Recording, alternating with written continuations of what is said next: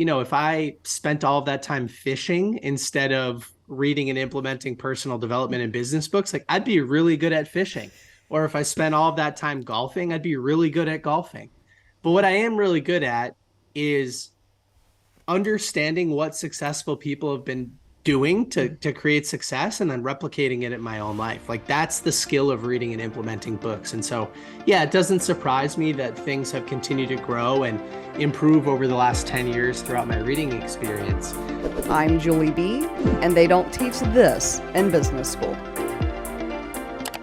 Hey there, I'm Julie B, and you're listening to They Don't Teach This in Business School, a podcast where we discuss business ownership lessons that are learned through experience, not in a classroom or a seminar. Today, I get to interview Nick Hutchison. Nick is the visionary force behind Book Thinkers, which is a thriving 7-figure marketing agency that bridges authors and readers. In just over 7 years, he has cultivated a platform of over 1 million people monthly and hosts the top 2% global podcast, Book Thinkers, Life-Changing Books, which features interviews from renowned authors like Grant Cardone and Lewis Howes.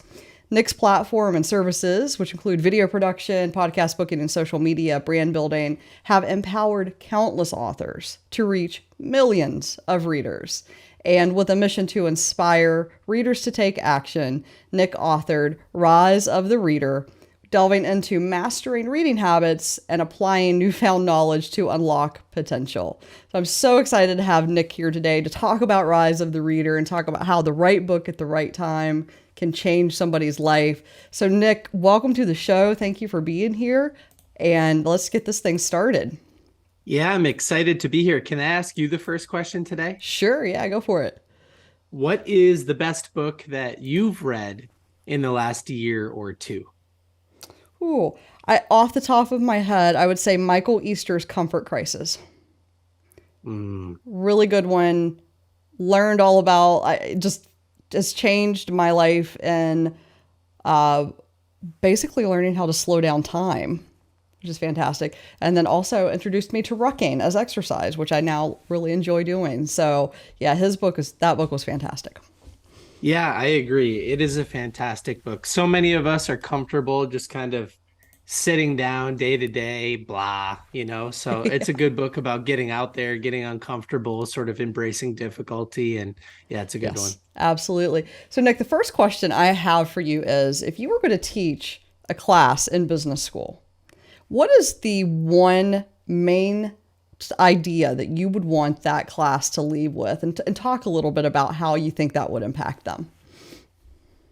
I would talk about how to implement more from the books we're reading, because although business school has some value, I think personal education done outside of the classroom, that's where the real money is made. That's where the real success is felt. And these personal development books, they condense decades of lived experience into days of potential application, right? So somebody lives a wonderful life, they dedicate their lives to researching something specifically, and then they spend a couple of years writing about it. And so for $20 and a few hours of your time, you can literally read and implement that book. You can become healthier, you can become wealthier, happier, have better relationships, start a business, all by reading and implementing a $20 book. So I think that's what I would teach. I went to business school and there were no classes about how to apply information from other materials.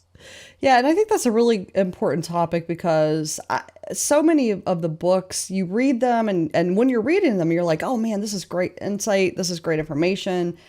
And then it goes on your bookshelf and you might think about one or two concepts, but what do you actually do with them? That's the thing. So do you have some guidance or some, one or two tips that can help people make change from the books that they are reading that do inspire them? How do you go from reading it on somebody else's, on the page, to implementing it into your life?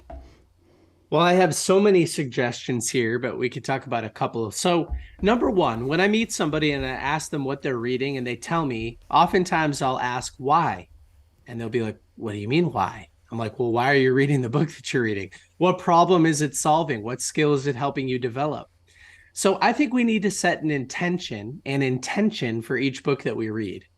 And when I set an intention for a book, it follows the SMART goal framework.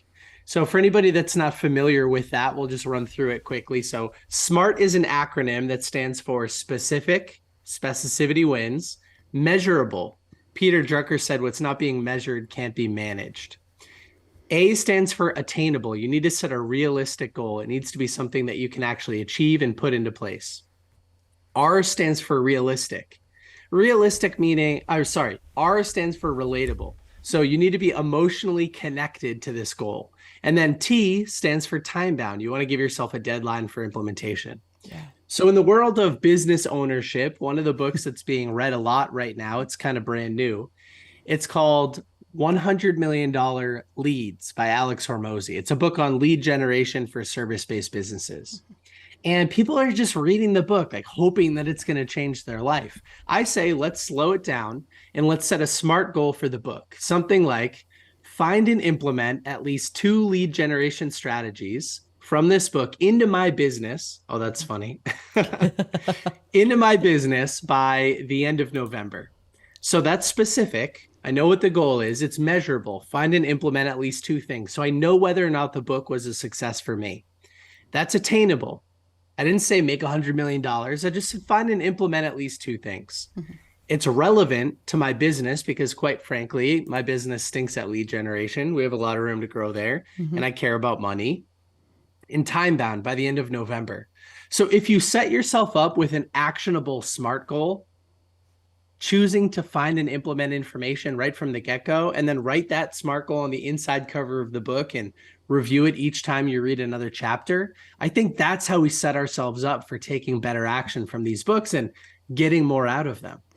Now, do you think it's, so kind of piggybacking on that, do you think it's a good idea to read the whole thing through, or do you think that, let me give you an example. When I read Traction, it took me 5 years to read Traction in its entirety, because I would read it and then I would say, oh, I need to go do that thing.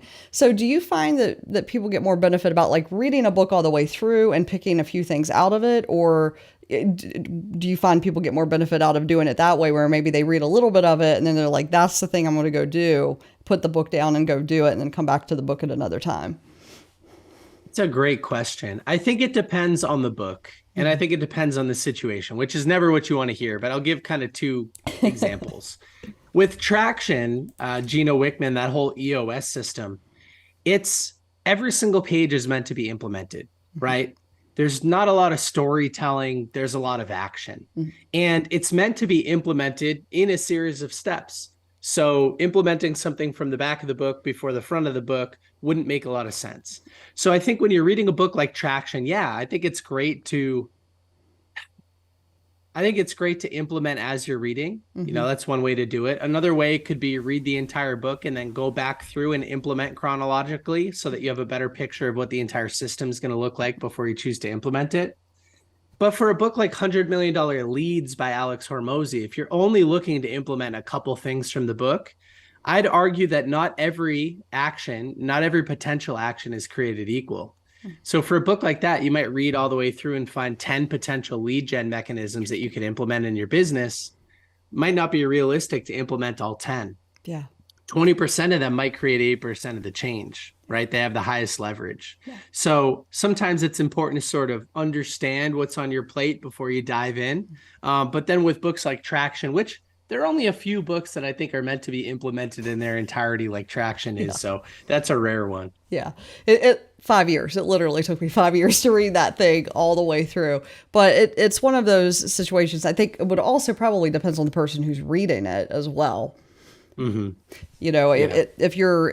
Some people like to read things all the way through, and some people like me get distracted by the first thing, like, oh, okay, I'm going to go try that, and then I'll come back and see what I think about it. So another question I have for you about reading is how often, or maybe what is the mix that you recommend to new books to rereading books that you've read in the past? Because I know for me personally, you know, some of the classic business books, when I reread them at various times in my career, they hit differently, they land differently. So do you have some advice about the mix of new books to, revisiting books that you've read before? I think this sort of sits on a spectrum. I think when you're first starting out, it's important to read wide. It's important to read as many books as you can get your hands on, try to understand as much as you can about different areas of business and marketing and sales, communication, negotiation, entrepreneurship, systems, finance, everything. And then as you start to have a business to apply things to, as you get a little bit more specified in what you're looking to solve, I think it's great to go back to maybe the 20% of books that have created 80% of the change for you and reread those books and think about them and apply them with a little bit more intention. Where I am today, I've read about 500 of these personal development and business books. And I would argue that 5% of them have probably created 95% of the change. So I probably have a top 25, right, out of the 500 that I've read. And I try to revisit those, at least my favorite takeaways from them every single year. Yeah. So that's sort of how I think about it. Hey, this is Julie B, and you're listening to They Don't Teach This in Business School. I'm here today with Nick Hutchison, and we're talking about his new book, Rise of the Reader. He's got quite the impressive background beyond this, but we're really honing in onto this topic today because I know a lot of business owners who just are constantly reading a book, and I think it's really important that you can read, but if you're not stopping and thinking about what you're reading, if you're not stopping to implement or at least try to implement some of what you're reading, you're almost I don't want to say wasting time, but you read to get better, and you're not going to get better by reading the pages. You get better by implementing what's on them. And what are some of your, so let's say somebody buys Rise of the Reader, right? It's out right now for sale, and let's say somebody buys that. How do you tell people how to go out and implement what they are reading? Like what's the first step? It's just picking something that you think is applicable to you and running with it. Yeah, the first pages of my book, Rise of the Reader, instruct you to set an intention. So Yeah, let's the set an SMART goals. intention for this book, right? Mm-hmm. With the SMART goal. Mm-hmm. So yeah, I think there's something earlier in the process, which is choosing the right book for you. Mm-hmm. I believe that although we feel like our problems are unique to us, they're really not.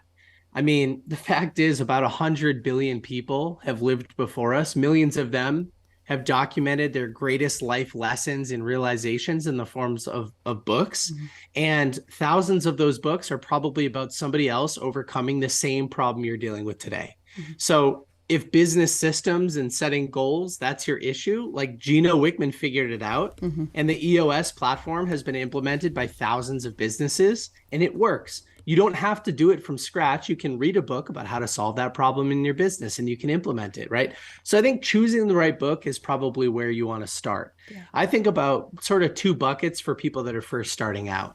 Books solve problems or they help you build skills. Mm-hmm. That's sort of how I think about it. And so do a little bit of research. Like, is there a problem that you deal with on a daily basis that could be solved by reading about how somebody else solved it? So that you don't have to go through all the trial and error and headaches and the mess and the stress and frustration. You could just read about somebody else's stress and mess and frustration and then their solution and just kind of skip the line of that solution. I've heard it said like this: if you're dealing with a problem on a daily basis and you just can't get it to go away, over the next 30 years, that problem will show up 11,000 times if it's once a day, 22,000 times if it's twice a day, right? So spend the time to find the right book to solve your problem and then use the strategies that I have in Rise of the Reader to implement the book effectively and not have to deal with it 10,950 more times. That's sort of how I think about it. Life doesn't have to be so hard. Business doesn't have to be so hard. Other people figured it out. Use their solutions. So yeah, that's kind of step one for me, is like find the right book and identify the right problem to solve.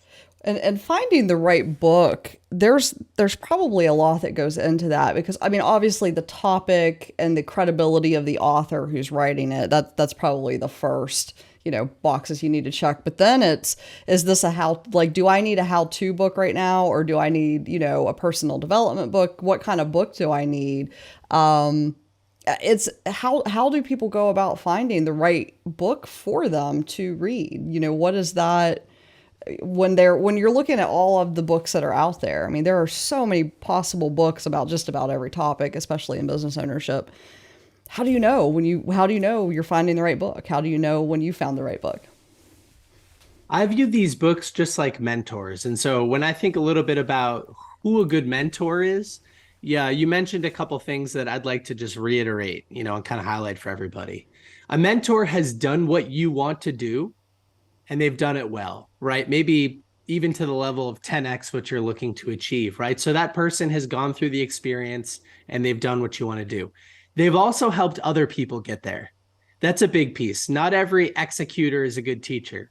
So you want to look for books that have a little bit of traction, using that word again, It's a online. good one. Going to a platform like Amazon, if you stumble across a credible author who only has 5 Amazon reviews, maybe they're great at what they've done, but they just can't teach it to other people. Otherwise, it would probably have more reviews. Mhm. So best-selling books are best-selling for a reason. I work in the book marketing space, and I know how difficult it is to sell a first copy. And for bad books, those books never sell a second, third, or fourth copy, right? Because the word of mouth potential stops at that first reader. So books that have continued to sell well over time and perform really well on platforms like Amazon and have a ton of reviews, that's typically because the word of mouth momentum has started. Every copy that's sold turns into additional copies selling, and that flywheel, that momentum sort of continues forever. Books that have stood the test of time, and they're being used by a lot of people. I think that's a sign of success. And here's a little tip for everybody. When you're looking at a book on Amazon, I like to say toss out the 5-star reviews and toss out the 1 and 2 star reviews. Yeah. Just pay attention to the 3 and 4 stars. That's where the reviews are written from a place of logic and not emotion. I think a lot of people just carelessly throw 5-star reviews on there to help out friends and family. And I think 1 and 2 star reviews are typically written from a place of negative emotion. So we want to toss those out. The 3 and 4 star reviews will say things like, you know what, I expected this, but I got this. Pretty good, but didn't meet all my expectations. Like, you go through a dozen of those style reviews and you'll know whether or not the book's going to help you achieve the goal that you're originally setting out to achieve. Yeah, that's a great tip to look at throw out some of the books, but then also when you're reviewing what books to look at the 3 and 4 star reviews, because that's where I think people are really honest about. And yeah, to your point, those are the people who probably don't know the author. They're giving a really thorough review of somebody they don't know, and they bought the book for a reason, and it met some, like you said, met some expectations. Maybe they got some things out of it they weren't expecting. But yeah, I think that's just a really smart idea when you're trying to decide, which book to read, because we only have so much time. How much time do you spend reading books, Nick? Right now, about 10 hours a week. Yeah. I mean, I do have a book marketing agency, so I think that probably Hmm. amplifies the number a little bit. I think prior to this being my full-time job, I still probably spent an hour a day, maybe an hour 5 days a week, something like that. Yeah. And I just want to reiterate that, okay, so hour a day, or now right now it's 10 hours a week, but let's just say an hour a day, and you've built a pretty successful business, and there's probably, that's not by accident. I think people who I've seen business owners who do read, who make that part of their daily routine, or at least part of their weekly routine, they tend to be ones that are, they tend to find success a lot of the times. Do you have any why do you think that is? I mean, why do you think that there's that connection? I'll say it like this. It's a little bit of a joke, but I'm 29 years old. But if you include the 500 books that I've read that condense decades of somebody else's lived experience into days of reading, I'm thousands of years old. Like, that's how I think about it. I've condensed time and learning and experience. I'm learning from the world's smartest people. They're all my mentors. I'm learning about business from people like Steve Jobs and Elon Musk and Jeff Bezos because I'm reading the books written about them or by them. So, yeah, I think reading and implementing business books is a skill set that can be improved over time. And, if I spent all of that time fishing instead of reading and implementing personal development and business books, like, I'd be really good at fishing. Or if I spent all of that time golfing, I'd be really good at golfing. But what I am really good at is understanding what successful people have been doing to create success and then replicating it in my own life. Like that's the skill of reading and implementing books. And so, yeah, it doesn't surprise me that things have continued to grow and improve over the last 10 years throughout my reading experience. That's why I think about prioritizing it so much. I bet somebody in the audience will resonate with this. A lot of people have a tough time reading physical paper books because they fall asleep, and they fall asleep and they lose attention, and they're like, oh, what am I reading, and they have to go back to the same page 10 times because they're reading at the end of a workday. Mhm. They're all beat up, they had to make 1,000 decisions, their willpower is drained, got kids running around, you're trying to prioritize making dinner, you're tired, and now you just want to relax and watch TV. So that's what I try to avoid that situation by reading when my energy is at its peak. I go for a walk in the morning with my dog, then I go to the gym, then I sit down and I have my first cup of caffeine, and I'm at my highest energy. It's like mid-morning, exercise endorphins flowing, caffeine, nootropics, neural enhancers flowing, and Mhm. I can read effectively. So Yeah. that's why I value it so much, and sort of why I think that reading books is a trait that a lot of successful people have. Hey, this is Julie B, and you're listening to They Don't Teach This in Business School. I'm here today with Nick Hutchison. We're talking about Rise of the Reader, his new book that's out. So, Nick, I want to ask you there's got to be a personal story behind this, man. Like, why books? Why reading? I mean, you've made it your business to help authors, find their platform, build their platform, sell their books. You got a whole marketing agency behind that. Now you've written a book about it. Why this topic? What is it about this topic that what makes you so passionate about it? Well, it might surprise everybody that's made it this far into the conversation today that I was not much of a reader growing up. I was more of the athlete stereotype, not really much of the academic. And that behavior continued with me through most of my college experience as well. I was in the gym, I was playing basketball, I was hanging out with my friends. I was not in the classroom. You couldn't pay me to do my homework. But I took an internship, a business internship, going into my senior year of college at a local software company. And my boss at the time, Kyle, introduced me to the world of podcasting. He said something to me like, hey, Nick, I know you commute an hour here and an hour home 5 days a week. Listening to the same music or the same radio station, it's not going to get you closer to where you want to be in life, but the right business podcast might. You should check them out. So this was like 2015. And so I said, okay. And I started listening to a ton of podcasts. And what I recognized very quickly was that these successful people being interviewed, the people that I wanted to be like, they were reading and implementing personal development books. They were giving at least some credit for their success to the books that they were reading. A lot of shows ask, what's your favorite book, right? Mm-hmm. In a rapid fire round or something like that. And so I just got the clue. I think after I heard it 1,000 times, like, go read books. So I went to my local Barnes and Noble, list in hand, and I grabbed about 10 books, and I didn't have a ton of responsibilities at that internship. So the rest is history. I've been reading and implementing books ever since, and they've just helped me solve every problem in my life. I mean, at first it was personal finances, scarcity mindset, a lot of insecurities, some ego issues, but now I've used books to build everything. I think they're the best. Yeah. And you said something at the beginning, and it's the right book at the right time can change someone's life. And that's very true. And I think reading your book to learn how to read books is probably going to change some people's lives because they're going to read your book and then understand how to find the right book, get everything they need out of the book. I am, it's just so exciting. It's a great book, and I'm just looking forward to seeing how everything goes as you get it out there and get to talk about it more and just to see where it goes. So why don't you tell us where, as we're coming to the end of the conversation here, just tell us where we can find your information. Where do you want people to go to, buy the book, and give us that information? If anybody has listened to this point and they're like, I get it, but I still don't know where to start or how to find the right book, Mm-hmm. send me a DM on Instagram at Book Thinkers. That's our platform. We've got about 150,000 people in our community, and everybody loves books. So it's a great place to kind of hang out and shoot me a DM. Tell me about that problem in your life that you just can't get rid of, or that skill that you're looking to develop, or somebody that you want to learn more about. And I will provide a custom book recommendation to you. And then from there on Instagram, we have links in our bio to the book, Rise of the Reader, and to our website, bookthinkers.com, and all sorts of stuff. So, Nick, you're kind of like the little bit like a business book card catalog, if you will, if I'm dating myself there. Yes, sometimes I say a book matchmaker, like a There you dating go. app almost. Got it. All right. Well, thank you so much for being on the show today. This was just a great interview, and so many people are going to just get a lot out of your book. I can't wait for people to get their hands on it. So, thanks for being here again, Nick.